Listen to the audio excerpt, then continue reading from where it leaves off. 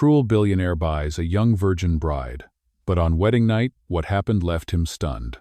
Hello everyone. Before we begin today's story, I have a small favor to ask. Please hit subscribe and turn on the notification bell so you never miss our channel's new videos. It's quick, free, and the best way to support us in bringing you more dramatic stories. Your support means the world to us. Where are you watching from? Drop your city or country in the comments below. Thank you very much. Now, let's get back to our main character. The gray sky hung low over Manhattan, the city washed in rain that streaked across tall glass towers like endless tears. In the penthouse office of Knight Enterprises, the atmosphere was sharper than the storm outside.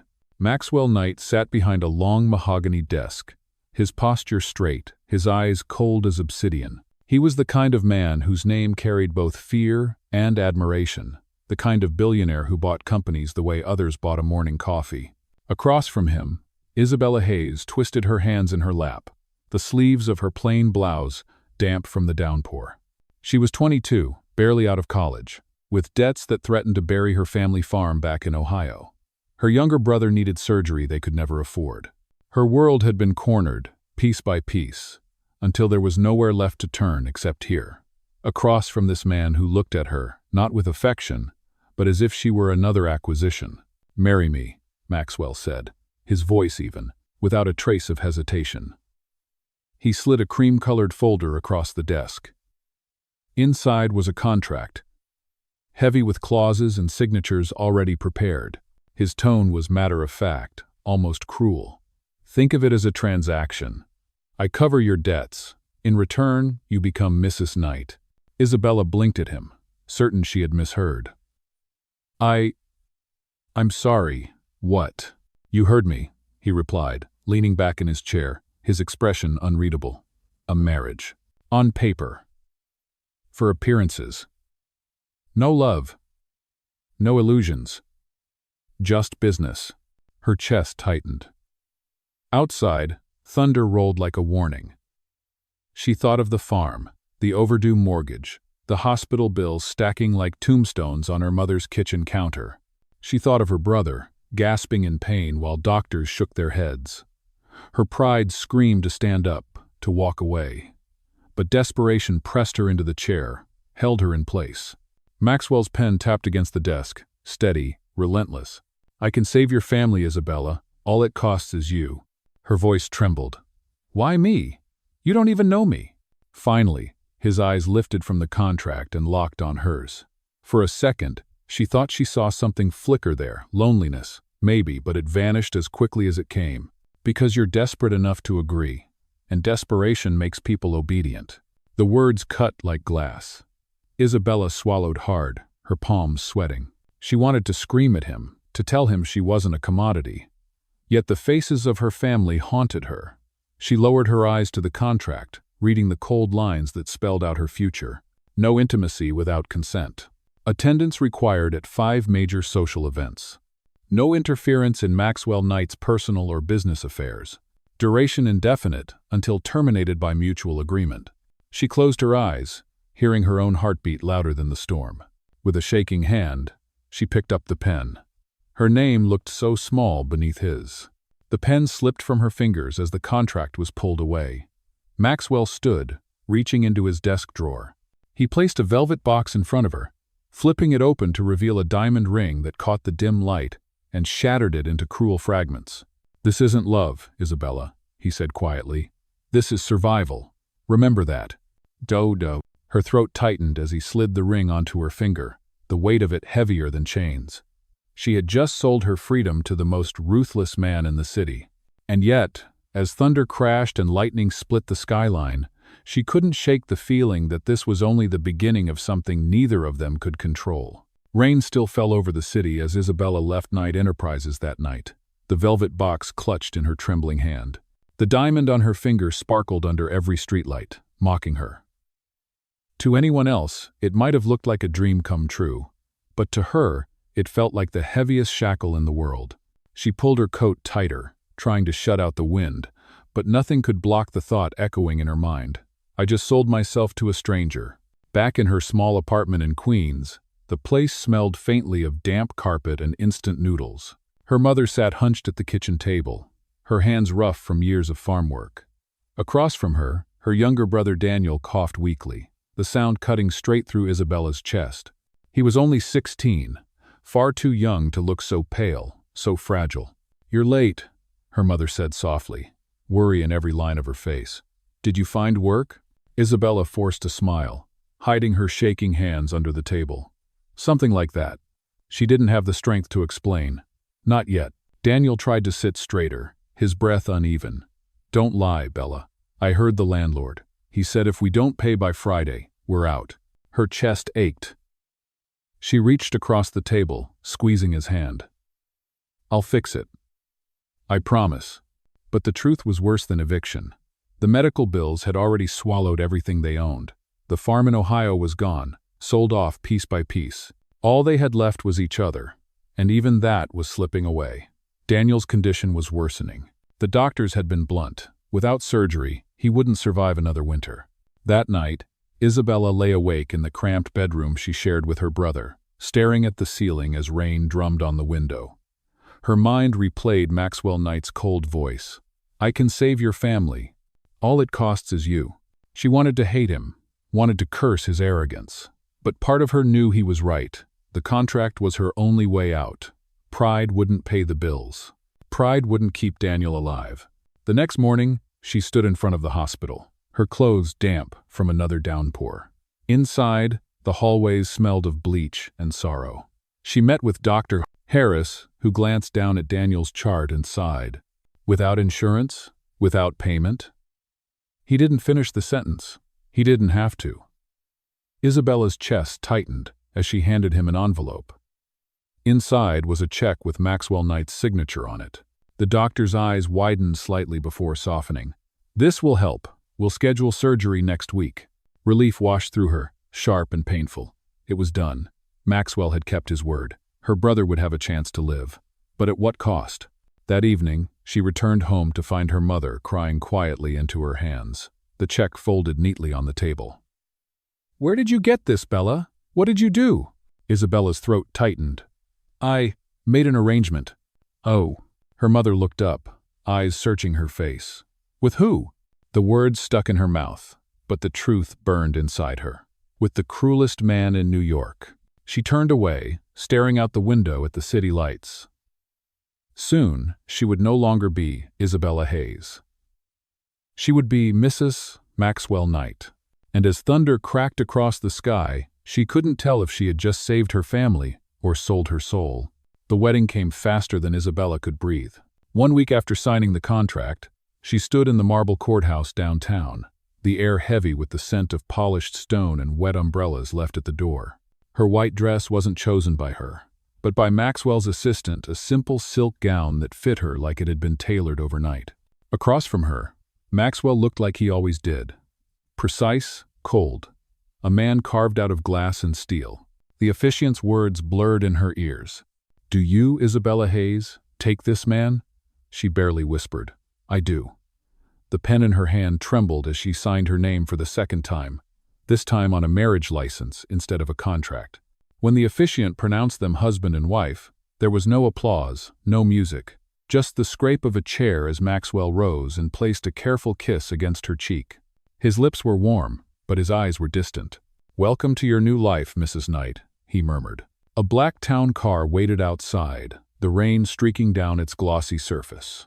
Isabella slid into the back seat, the diamond ring catching the gray light.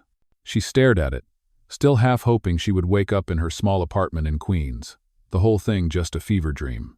But when the gates of Maxwell's estate creaked open and the car rolled down the endless driveway, reality settled heavy in her stomach. The mansion rose before her like something out of a storybook: stone columns, wrought iron balconies, windows taller than the houses she grew up in. It wasn't a home, it was a fortress. Maxwell led her inside. The foyer stretched 2 stories high, chandeliers scattering light across marble floors. A line of staff waited silently, their uniforms crisp, their faces unreadable. Isabella felt their eyes flick over her plain posture, her nervous steps. "Dinner at 7, Maxwell said simply, his voice echoing off the walls. "The housekeeper will show you to your room." "Room?" she asked, surprised. His dark eyes lingered on her for half a second. "We keep our agreement. Separate rooms."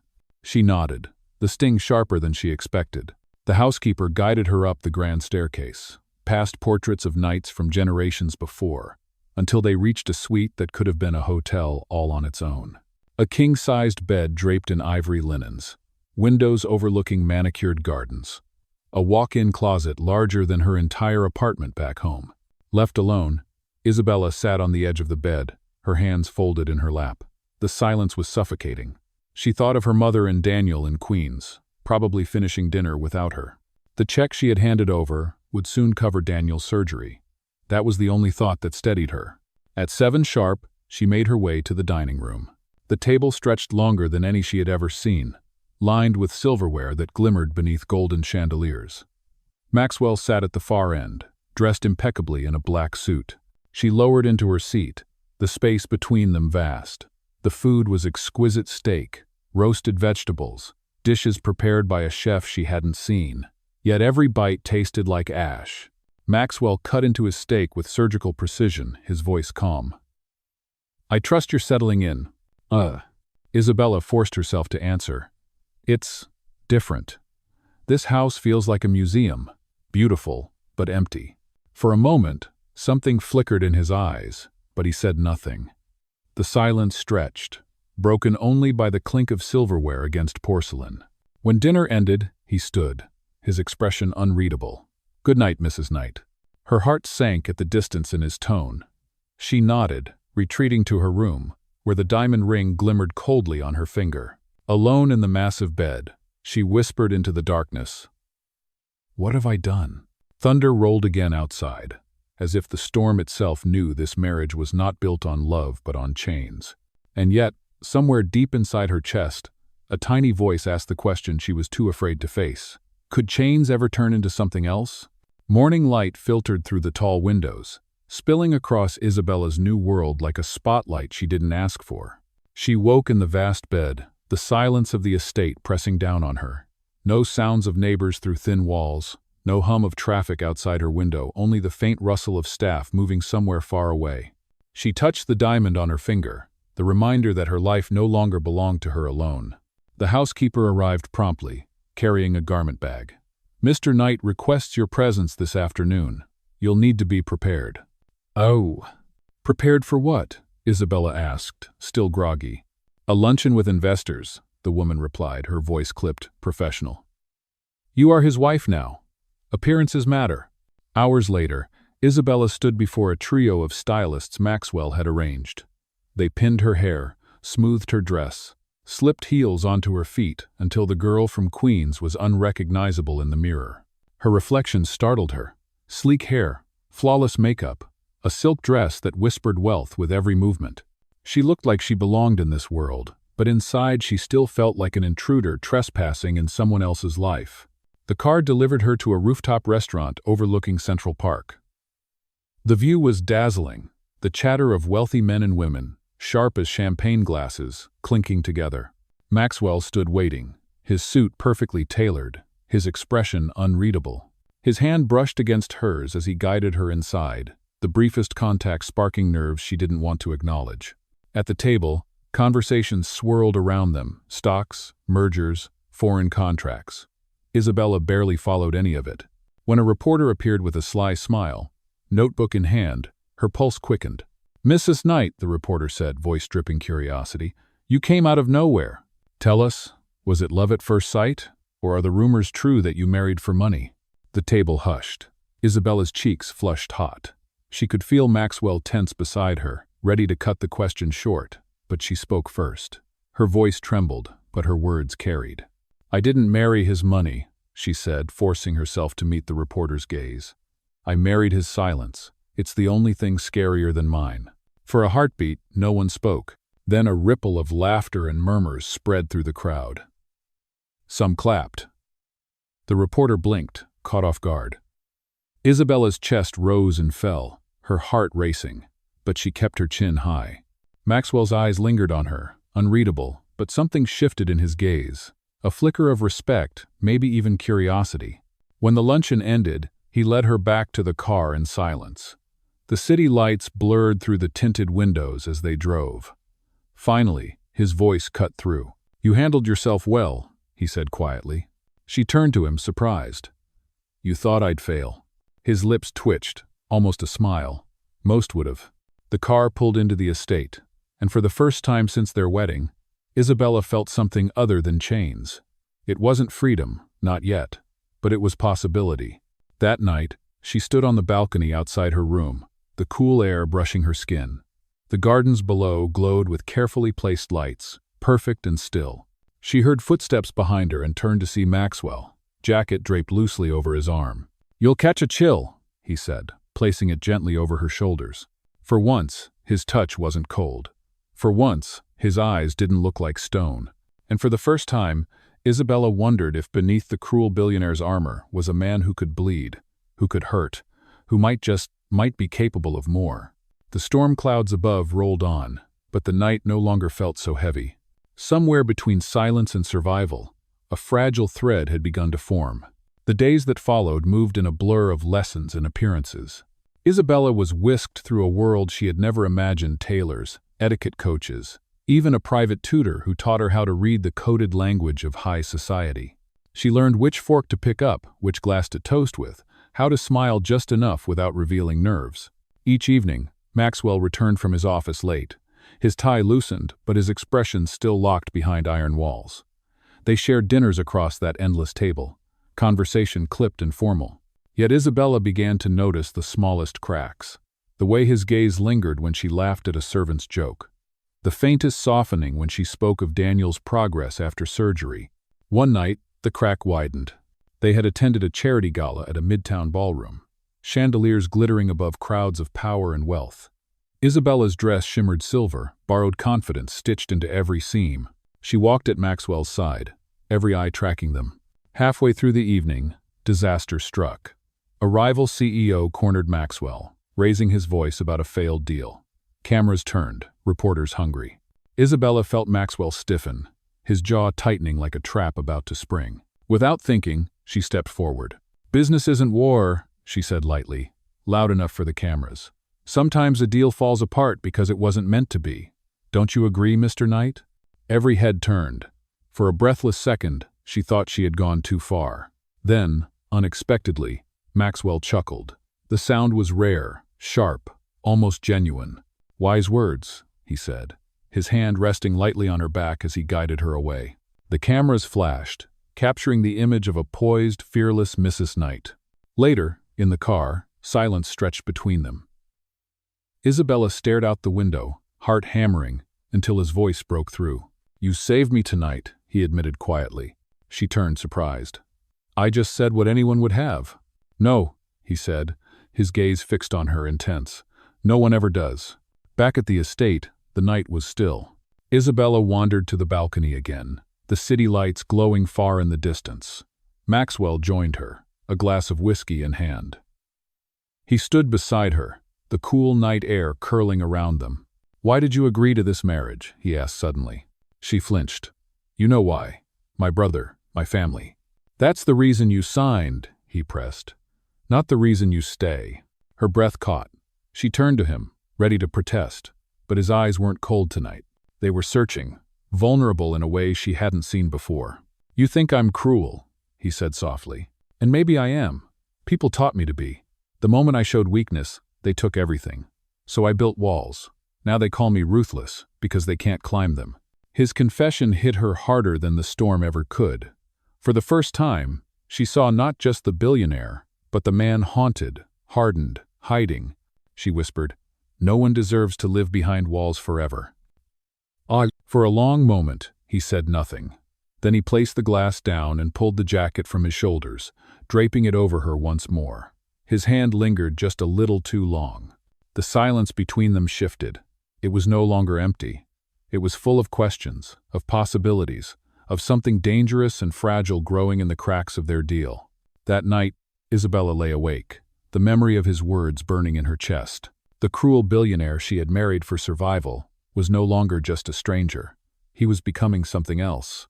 And that terrified her more than the contract ever had. The fragile balance between them didn't last. For a few weeks, Isabella almost believed she could navigate this strange new life, dutiful wife by contract, secret guardian of her family's future, and maybe, just maybe, the one person who could slip past Maxwell's iron shell. Then the blow came. It started with whispers in the society pages. The mysterious Mrs. Knight, where did she come from? What secrets does she hide? At first, Isabella ignored them. Gossip was part of this world. But the whispers turned sharp, cruel. By the next gala, cameras were flashing like lightning storms, reporters shouting questions not about Maxwell's empire, but about her. Is it true you were penniless before marrying Mr. Knight? Rumor has it you sold your virginity to him for a fortune. Is that how this marriage began? The words sliced through her like knives. Maxwell's arms stiffened against her back, his eyes narrowing at the crowd. For once, Isabella wasn't embarrassed for herself, she was furious for him. She knew this was no accident. Someone had planted these stories. Someone wanted to destroy them both. The truth emerged quickly. Maxwell's former fiancée, elegant and venomous, had leaked documents, Isabella's debts, her brother's hospital bills, the very contract that bound their marriage. Splashed across glossy magazines, it painted her as nothing more than a gold digger bought by a ruthless billionaire. Back at the estate, the air burned with silence. Isabella stood in the foyer, her hands shaking. Maxwell paced before her, the anger in his movements terrifying. "You let them see weakness," he snapped, his voice a whip. "Now they're tearing us apart." Her throat tightened. "I didn't ask for this. I never wanted—" "You wanted my money." His words cracked the room open. His eyes were cold again, colder than the night they first met. "Don't pretend otherwise." The sting was unbearable. Tears burned her eyes, but she refused to let them fall. "And what about you, Maxwell? You bought me like a piece of property. You signed me into chains. Don't you dare stand there and talk about wanting." For the first time since their marriage, silence truly shattered between them. He froze, his jaw tight, as if her words had struck deeper than he expected. But pride held him in place. He turned away, his voice clipped. "Maybe this was a mistake," he said. Her chest hollowed at the words. Without another glance, she fled the room, her footsteps echoing through the marble halls. She didn't stop until she reached her bedroom, slamming the door and sinking to the floor.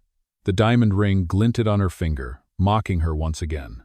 All night, she lay awake staring at the ceiling, replaying every moment since that rainy evening when she first signed away her freedom. The tenderness on the balcony, the rare laughter at the gala, it all felt like illusions now, swept away by the storm of scandal. By dawn, her decision was made. She couldn't stay in this house, bound by a contract that had become a weapon against her. She slipped the ring from her finger and placed it on the nightstand.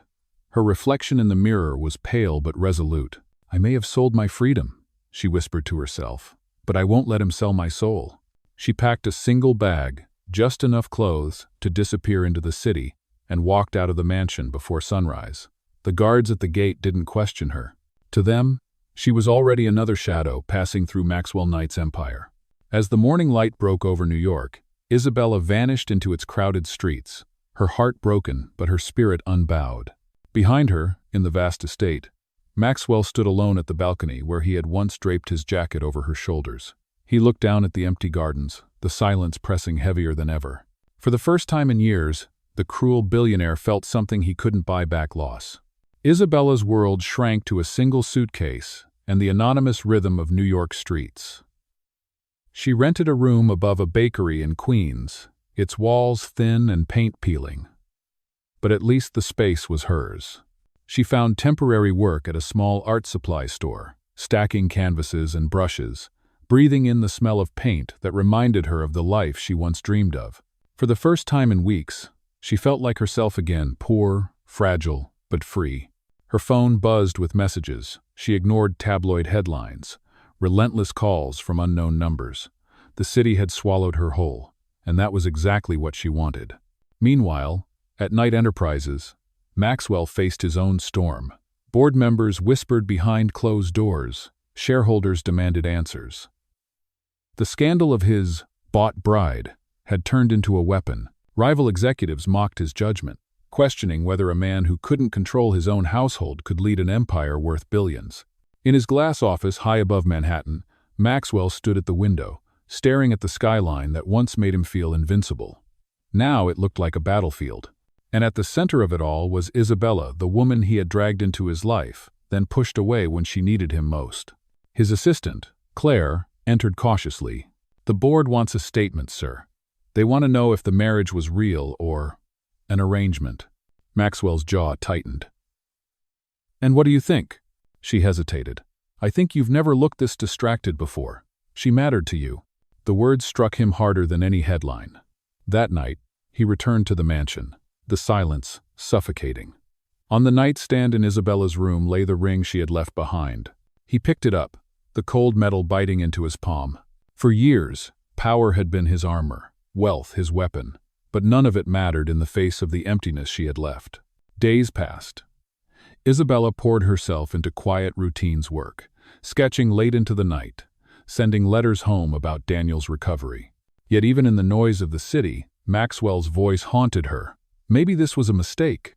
One evening, as she locked up the art store, she spotted him across the street, tall, unmistakable. His dark suit sharp against the neon glow of a deli sign. He didn't cross, didn't speak, just stood watching her for a moment before vanishing into the crowd. Her heart pounded long after he disappeared, torn between anger and something softer she refused to name. Back at his penthouse, Maxwell sat alone with the ring. Headlines scattered across his desk. He had built empires, crushed competitors, bought anything money could reach. But for the first time, he realized the one thing he truly wanted couldn't be bought. And if he wanted Isabella back, he would have to fight not as the ruthless billionaire, but as the man she had glimpsed beneath the armor. The boardroom at Knight Enterprises was packed, every leather chair occupied by men and women with sharp eyes and sharper tongues. Maxwell sat at the head of the table, his posture iron straight, the weight of their judgment pressing in from all sides. "Your reckless marriage has jeopardized this company," one shareholder snapped. "The press paints you as a man who bought a girl off the street. Investors are losing confidence." Another leaned forward. "End it. File for annulment, clean the slate, and prove you still have control." For years, Maxwell had ruled this room with fear and strategy, his word final, his power unshakable. But tonight, their words hit different. Because ending it meant discarding Isabella. And for the first time in his life, he couldn't. He rose, voice cutting across the table. "Enough! You think I care about tabloids? About whispers from people who've never built anything? Isabella Hayes is my wife. Not a contract, not a pawn. And I won't let this company, my company, decide who I can or cannot love." The room fell into stunned silence. The word love hung heavy in the air. Maxwell's gaze was unflinching. "If any of you doubt me, leave. This empire was built on my choices, and this is the only choice that's ever mattered." The meeting ended without another word. Maxwell left the building with a decision burning in his chest. It was time to show Isabella, not just tell her who she was to him. 2 nights later, Isabella returned to the art supply store to find the windows covered with brown paper and a handwritten sign, "Closed for renovation." Panic shot through her. She needed this job, however small, to keep her footing. She shoved the door open only to freeze. Inside, the shelves were gone. In their place stood white walls, track lighting, and empty frames waiting to be filled. In the center of the room, a sign read, "The Art of Isabella Hayes." Her breath caught. Sketchbooks she had hidden in drawers, doodles she never showed anyone, hung now on the walls, framed, spotlighted, celebrated. Her trembling hands flew to her mouth. "You kept them," she whispered. A voice behind her answered, "I kept everything." She spun. Maxwell stood there. No boardroom armor, no cold mask, just a man stripped bare, holding the diamond ring she had left behind.